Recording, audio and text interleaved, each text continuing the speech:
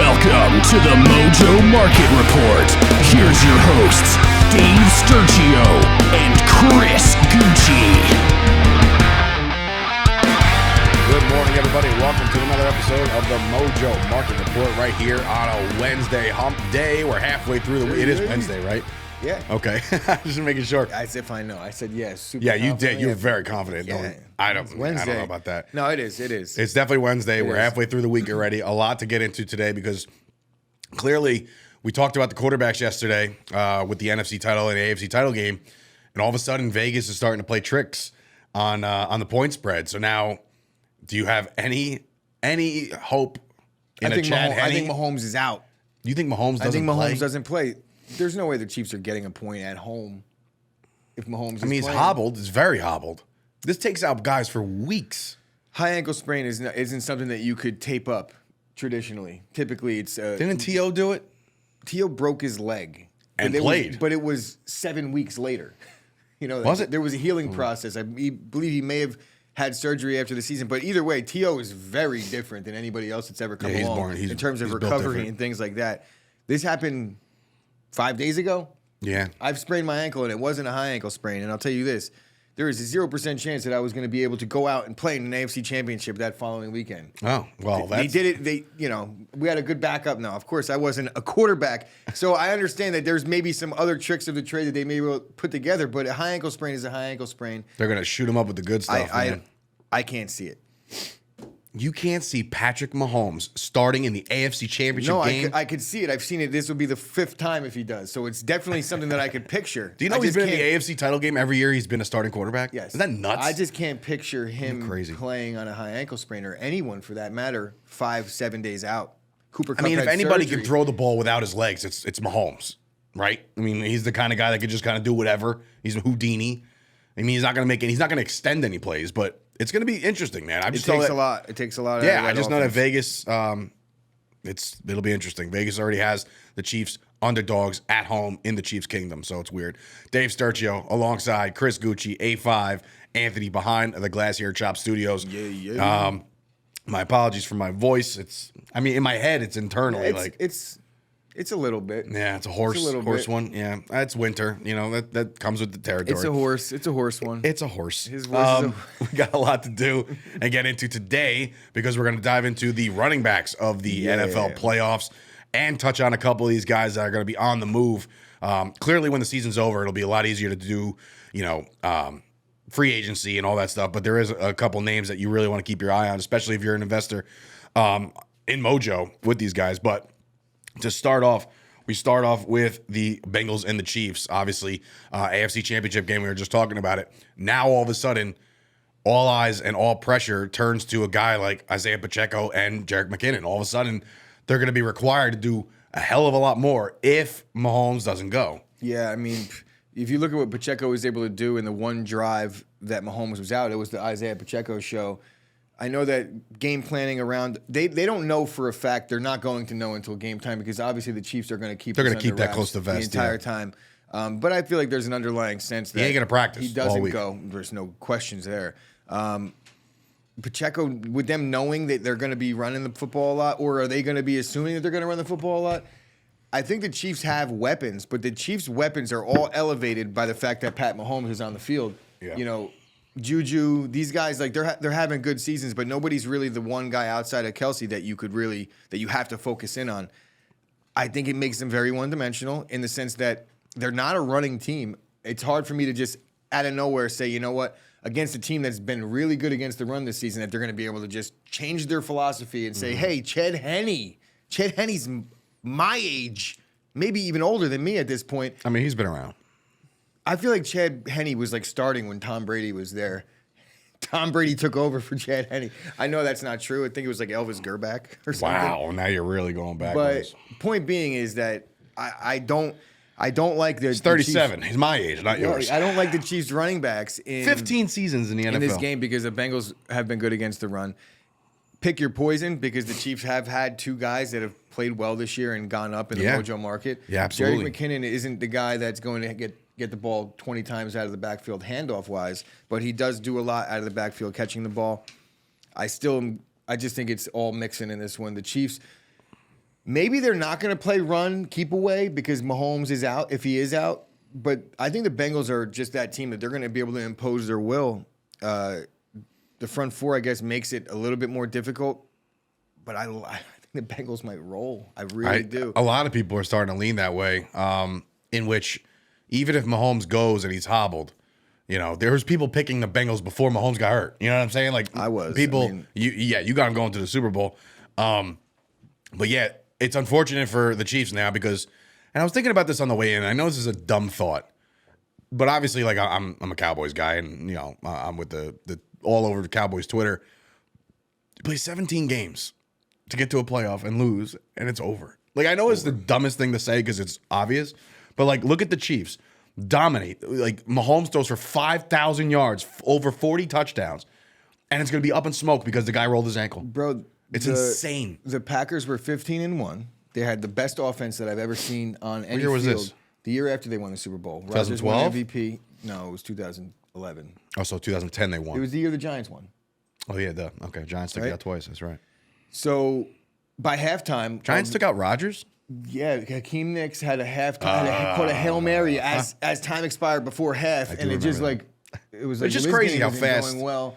Yeah. And out of nowhere, we're down 2 scores, having to play catch up with a bad defense and Mike McCarthy at the helm. It was a very rough Big Mike. situation. So 1 and done, 15-1, record-setting season. That was the year Matt Flynn got paid because they didn't need the game in Week 17. He balled out. He balled out against a Detroit team that hadn't won a game in 11 seasons. So That's really good. Yeah, don't make me laugh. Yeah. So anyway, that was off the beaten path there, but I feel bad for the Chiefs and their running game because now you know that the Bengals defense, which have been playing very well, also Eli Apple, just stay off Twitter. no, stay on Twitter, Eli. You're for it? Oh man, if they had stock in Mojo for cool tweets or I would be Eli Apple. You would see where you see Tom Brady like all time. My man got He would be up crushed there in the Super top Bowl last 5. year. Who, Eli Apple? Yeah, destroyed by Cooper Kupp. Do you know where he's undefeated? Twitter. Very true. Very true. How long you gonna stand there, Blood? Yo, Blood been standing there for 3 seasons. That was the tweet of the week. Did It you really see it? was. Did you see that one? Yeah, it was. Eli really Apple funny. takes a picture of Stephon Diggs just watching the Chiefs 3 years ago celebrate their AFC championship. It's like, yo, He's funny. You ever gonna win And his one of mom, those? his mom actually got involved with Acho. oh yeah. Yeah, so it's been an ongoing thing. So the Bengals defense is playing good. Eli Apple's playing good. The Chiefs are coming in hobbled. That's your AFC Championship running back situation. So it's interesting. Switching on over to the NFC. We talked about Brock Purdy yesterday, Jalen Hurts yesterday. There's no real comparison between the two, clearly. But in this running back situation here, there is stuff to be said because Miles Sanders has been one of the guys that we've kept our eye on all year long.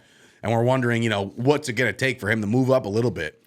And now he's got one of the best defenses in the entire NFL to pretty much stuff the run. Zeke and Pollard and everybody, they were stuffed. There was no running game to be had last week for Dallas. So we talked about Hurts yesterday. Are you almost shorting a Miles Sanders this weekend? Thinking that because it's like Miles Sanders and co. Yeah, it's like there's a lot tough. of them. It's tough to point to any of the Eagles' offensive players and say, I'm going to short you. But when you have the 49ers coming to town, I have a hard time shorting guys against really, really good defenses because I feel like the expectation that they're going to do well isn't quite there. Like who's been running the ball on the 49ers this year? Nobody. So if Miles Sanders doesn't do well, I can't anticipate his stock going down too much.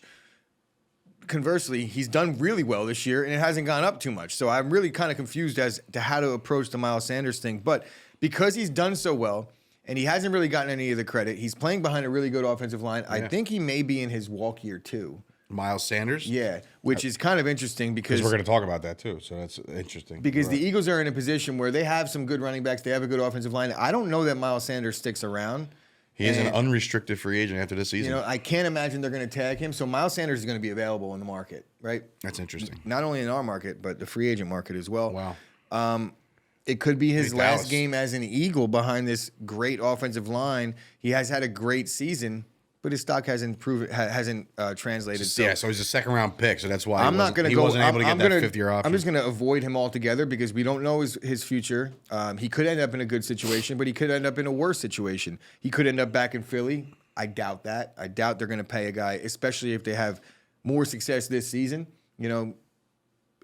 everybody's going to want to get paid in Philly right now. So I'm going to go no-go on Miles Sanders. And on the other side of the ball, it was like 2 months worth of me talking crap about Christian McCaffrey until I finally came around. I made a little investment there, and so far so good. I can't complain. Yeah, I have the multiplier on it, and it's been doing well. I don't even know how much I'm up, but I know for a fact I'm up with CMC. He's been playing lights out football. Yes, last week he was bottled up.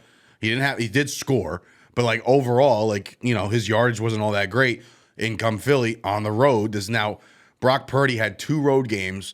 The 49ers had 2 road games under the Brock Purdy regime, and both against bad defenses. So it's like you're going into a very hostile environment, 3:30 in the afternoon on a Sunday, championship Sunday. I just think the 49ers are going to have their hands full. I think that the defense is going to play lights out. I mean, it's hard. For me, it's hard for me to just admit that the Eagles are such a force right now. It stinks. The defense is going to travel. The 49ers are going to show up. They're going to be coached up. This is going to be a good game. Yeah, D'Amico Ryans is coaching for a potential head coaching job somewhere else, too. Yeah. So he needs to show out as well. Absolutely. McCaffrey is definitely a play for me. Oh, yeah, without question. I mean, it's hard to figure out. Like, this is the type of guy, he'll have 30 yards in a great game. Yeah. He had 16 carries, 31 yards, but he had 2 touchdowns. He had 9 catches. You're like, what's going on? Right. So it's hard to gauge, but Christian McCaffrey, when he's on the field, you got to account for him. You got to know where he's at. A couple guys to talk about real quick as we head into the offseason and as you're starting to kind of shape your portfolio on Mojo. There's a couple guys you need to keep your eyes on because of the fact that their contracts are out. They might wind up somewhere else. Guy we talked about a lot this year is Saquon Barkley. Saquon Barkley, 1,312 yards for the season, 57 catches, 338 yards. He scored 10 times. With the franchise tag being what it is he a victim of that in New York? Because it's only going to be about $12, $13 million. Yes. But apparently, according to reports, he's turned down some big money. Yeah, well, they said, and he wants McCaffrey Saquon money. Did the perfect thing in the off, or as soon as he expressed his desire to the fan base that he wants to be a New York Giant for life. He wants to be that, but he's also, it has to be right. They have to pay him the right money. I feel like the Giants have some leverage if they're entering these negotiations with the injury history, but then you look at it and you're like, well, if I was so injured, you wouldn't have been able to lean on me the way that you did. There's an obvious, awkward conversation to be had there. I don't think Saquon gets tagged. I think that they try to work out something long term.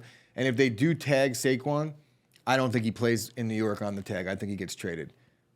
Yeah, I'm just looking at the Giants cap number right here. And what I'm seeing is they're going to have about $44 million to play with in the offseason. So a tagging would be beneficial to them, but I don't know if Saquon's going to play on that. That when you get tagged, you don't necessarily have to play. Saquon would probably have to play on it.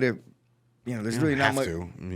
There's not much you could do. Yeah, you're kind of we've seen the strangled. Le'Veon Bell, the way that unfolded. I would imagine that's kind of how this will unfold because the player has leverage if he really has, the stones to actually sit out. Right. Most guys, they say, $12 million is $12 million.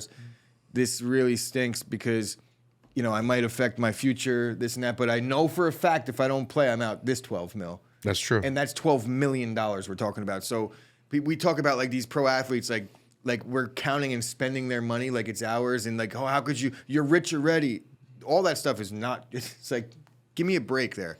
Everybody that's rich wants to be more rich, and that it doesn't change if you're a football player who's putting your health and your life on the line to go out there and to earn that living. So I don't think Saquon plays on this franchise tag, or he's going to at least make it really ugly in the offseason. I don't think the Giants want to go down that road. They would like to get the long-term deal done because it will probably help with the cap space and put them in a further hole down the line. So that's the ideal situation. Got to worry about DJ too. So it's I feel like Daniel Jones, you're going to just be like, at any point throughout his contract, you'll be like, yo, we're going to take some of that back. He'll be like, yeah, because he just seems like that type. He seems like a very, I have my money. He probably, and I'm not even going to say that.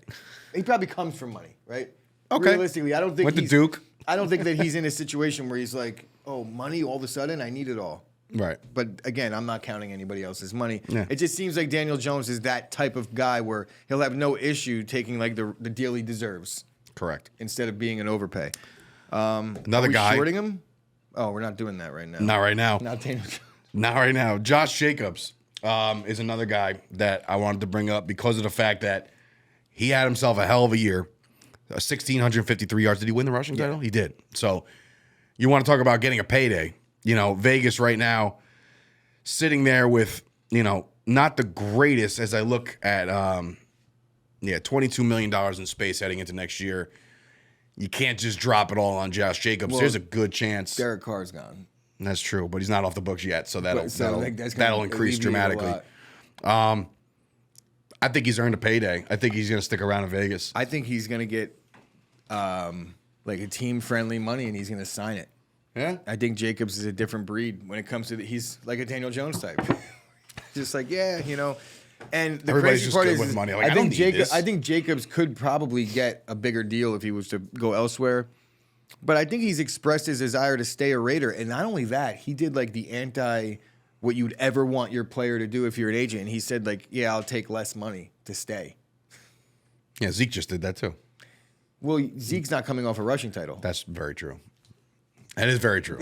So on a bad team, on a team that's down every game, right? Who else we got here? Oh, David Montgomery is another one I wanted to bring up because of the fact that the Bears have $92 million to spend this offseason. It's like, holy hell. Like, they're going to go on a shopping spree, but does it start with David Montgomery? Do you think he's the long-term solution? If you're an investor right now, are you just kind of licking your chops waiting for that new deal to come from the Bears? Because, look, the Bears are going to – they got the number one overall pick. They got the most cap money. The Bears are right there if you believe in Justin Fields. The Bears are right there. You don't believe in Justin Fields, but if people do, they're like a couple pieces away. I don't know that the Bears do. There's rumblings that the Bears would move him. That's insane. I'm seeing crazy rumors. The rumor mill's heating up, obviously, right around this time. Right around now, yeah. Throughout the week, there's only one game to talk about, as we know, right? There's only one. So you got to start talking about potential destinations for other players. The rumors are heating up. I'm seeing Lamar to the Jets. I'm seeing Aaron Rodgers to the Colts. I'm seeing a lot. Right? I'm seeing a lot. I'm here for all of it, by the way. Oh, yeah, 100%. Whatever happens, including Aaron Rodgers. I'm good with whatever because there's a lot of interesting things happening with that situation. Bro, you've been dealing with off-season Aaron Rodgers issues for as long as we've been in business. Jaded, bro. I'm good. Remember that time we were at the mall and like people were just like, I don't remember what happened. What was that? It was the draft day. It was draft day. Draft day when Schefter first broke the news that first of all, what were we at the mall doing? What were we doing at the mall together? That's weird. Getting jeans? We have no business being at the mall together, boys. Yeah, Aaron Rodgers. There's a lot happening this offseason. We're talking about David Montgomery. I think the best situation for him would be to catch on somewhere else because the Bears are 3.3 yards per carry. That's the team that they've been since he's gotten there, and I think he's been the heart and soul of that team, that offense, I should say. Definitely. And it's time for him to go seek a new work, man. Get out of there. The Chicago Bears are just going to kill your career. I don't know, man. It's a lot of money. A lot of money to just kind of. It depends. It really depends on how much they want to invest. And same with you guys out there in the Mojo Market. Herbert that they'll probably give that role to, and then the Bears will probably bring somebody else that's like average into that. It's crazy how this running back thing is starting to pan out for the entire league. I'm saying. Yeah, look. It's just really crazy. So if you look at the free agent, I've been like obsessed with keeping Zeke around. It's like looking at. This is the free agent running backs list. Let me count them. Yeah, right. 30. Yeah. There's a lot. 60. Yeah, there's a lot. And then there's stud running backs coming into the draft. If you're a starter in this league, if you're a David Montgomery type, like who is going to sign you to start? Where is there a situation that's open? Then we're talking about Saquon, Jacobs. Ready? None of these guys are getting paid. I'm just going to rattle off. Pollard. This is crazy. This is a crazy list. The running backs will be shifting around. I'll start with, this is basically based off of snap percentage. So, like, the top guys got the most carries this year, and then right? there's guys that are the Kareem Hunts, the Saquon Barkley, Josh Jacobs, we just talked about, David Montgomery. Devin Singletary, he's gone. You know, if Cook's the guy, right? Miles Sanders, we just talked about. Both running backs in Miami, Mostert and Wilson. Tony Pollard, McKinnon, who we talked about before, Kareem Hunt, Samaje Perine, believe it or not, he's going to have a role this week as well. So it's like Jamal Williams, who led the season in touchdowns this year. So there's going to be a lot of guys on the move, man. Say Miles Sanders? I did say Miles Sanders, yeah. it's just crazy to think about. And then let's not even talk about the amount of, like the position that's the cap casualty position more than any is the running back spot. So is Zeke become available? Does Aaron Jones get cut? I think the restructure is going to happen with Zeke. I don't know how much. They might, the Cowboys can do this crazy stuff. Usually when a player starts talking like that, it'll happen. His cap hit will be like it will be interesting to see if they're just like year. He's a glorified fullback at this point. It will be crazy. And I could see it happening where they're just going to be like, What? We'll just move on. No.